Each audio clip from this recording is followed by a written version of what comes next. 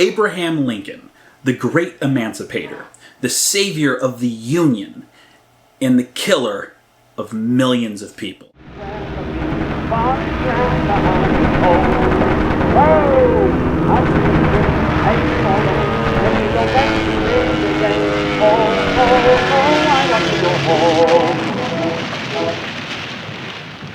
No, this isn't some neo-Confederate propaganda video spreading false history or anything like that. In fact, this has very little to do with the Civil War. Rather, if you see the title, this is about how Abraham Lincoln caused millions of deaths in World War II. But how could Abe Lincoln cause that?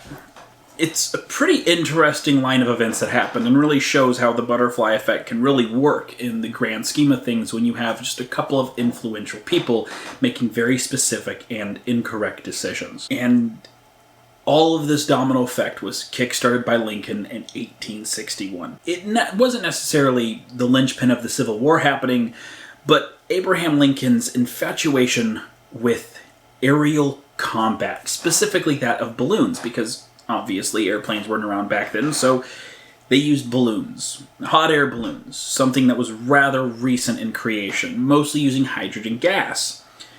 He was so interested in this that he actually created the Union Balloon Corps in July of 1861. The person heading this? Thaddeus S.C. Lowe. He was the chief of the Balloon Corps. And they would have some moderate success between 1861 and their eventual dissolution in 1863. However, this did not happen soon enough to stop one Ferdinand von Zeppelin from interacting with Thaddeus Lowe. In fact, Zeppelin requested and went over to observe the Civil War in the Union camps and ran into Lowe. This was right after Lowe had been dismissed by the Union Army and by Abraham Lincoln. Well, they got to talking, and Zeppelin became super interested in the balloons, as Lowe still had his balloon camp, even though they had, again, just been dismissed from the Union Army. Zeppelin at the time was only 25 years old, and he would go on to kind of not really do much with his inspiration for the next 10 years. It wasn't until 1874 when he first wrote down in his journal his idea for a massive airship. It would then take another almost 30 years for this idea to quite literally get off the ground. That would take the form of the rigid airships we now know as Zeppelins, and success would finally come in 1906 with his creation of his own company, Luftschiffbau Zeppelin. Now, you're probably still wondering, okay, so the influence from Lincoln caused people to die in World War I from the Zeppelin menace. It created, rigid airships as we know them today. Not necessarily. Well, yes, that is true, and Lincoln did indirectly or directly, however you want to look at it, cause, at least a few hundred deaths during the First World War, if not a few thousand. At least a few thousand casualties during that war. There's something else that happened. See, Zeppelin, after having a ton of experience with Maybach and Benz and all these different motor companies, as well as his own experience making rigid airships, he ended up with a sour taste in his mouth from his dealings with the military, and the fact that the military had kind of forced Zeppelin to take a step back from his own company in the manufacturing and design of his creation. So, kind of pissed off, he got with a gentleman known as Dornier, you might recognize the name, and set him to work on a separate side project of a massive metal-framed airship. At the same time, he was getting very interested in traditional aircraft and wanted to design one made out of all metal. He saw metal aircraft as the future. Kind of, funny how correct a man in his 70s in the early 1900s was when it came to technology, something not very common back then. But regardless, he was of the same mindscape of like Junkers and all these other very huge, influential individuals at the time. It wouldn't be until 1914 that he would link up with one Helmuth Hirth, right as the war started, to design a massive multi-engine bomber for the German military. This would be the infamous Zeppelin-Staaken line of aircraft, culminating in the Zeppelin-Staaken R6, which they made about 18 of. Now, where am I going with this? Well, for these bombers, they could carry quite a large bomb load. In fact, on short missions, they could carry something comparable to a B-17. And this led to them carrying the largest bomb that would be dropped on Britain in the war, the 1,000-kilogram bomb. This bomb was dropped 3 times on London by the R-39 at least twice. One of these events, specifically on March 7th, 1918, would destroy 20 houses and damage another 120, killing about 12 people, including the writer of the song Keep the Home Fires Burning, and injure another about 20 or so. So about 32 casualties in total from one bomb. This single event, this single bomb, influenced the doctrine in both bomber defense and bomber offense of most of the major powers. From Germany, Britain, France, Italy, Japan, America. It would greatly influence how they viewed the usefulness of bombers, how they viewed the construction of bombers, and how they viewed how effective they would be at war. In fact, in 1938, the British government predicted some 2.1 million British civilians would become casualties in the first 2 months of war if it were to break out with Germany. In reality, only some 100,000 British civilians became casualties due to German bombs throughout the entirety of the Second World War. Huge thank you to historian Brett Holman for creating these pretty graphs and pulling all this information together for me to find, even though you did all that work in 2010. I greatly appreciate it. It made research for this a whole lot easier. Regardless,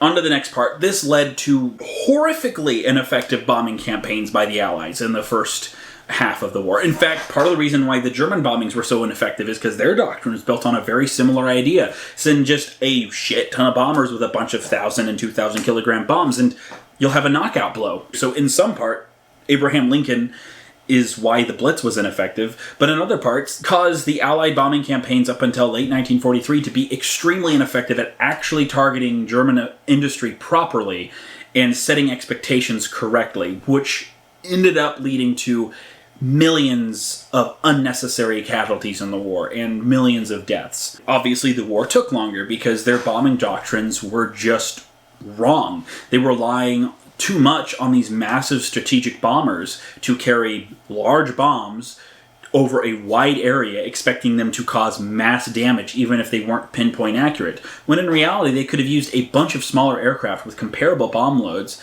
to actually get down low to the ground and drop those bombs directly on the targets themselves. Obviously, as the war drew on, they actually had proper strategic bombers doing things in a way that led to proper damage to German industry, but by then it was too late anyway to have a real effect on the war effort. I mean, the main thing it did was knock out the German air arm of their army, but at the same time, that was mostly focused on the Soviets anyway. Even then, however, old doctrine beliefs still held strong, and the belief that the only way to end a war effectively through bombing would actually end up creating the atom bombs that were dropped on Japan. And as we all know, the main effect of that has been the creation of anime. So just one more thing to blame Abraham Lincoln for.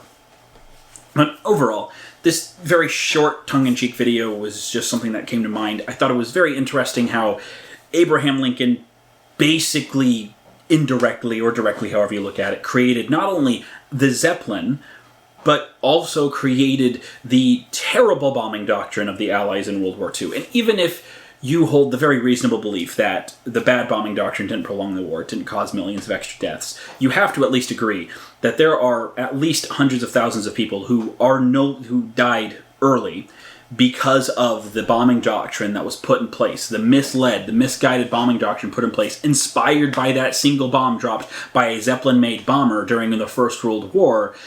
You know, you have to agree that those people died because of that specific bad doctrine. That if that bad doctrine didn't exist, those people would not have died. And so, by that train of logic, Abraham Lincoln, savior of the Union, emancipator of the slaves, destroyer of the Confederacy, directly led to hundreds of thousands of deaths just because he really, really liked balloons. I'm the Wolf of 1918. If you enjoyed that video, feel free to just leave your thoughts in the comments, like the video, subscribe if you want to keep up. I am going to be coming out with a 4-hour plus long documentary about the Riesenflugzeug of World War I. This project has expanded into something way beyond the scope I originally thought it was going to be. I was hoping it'd be a 10-minute video. That obviously is not happening, so keep an eye out for it. I'm almost done with the script after several months.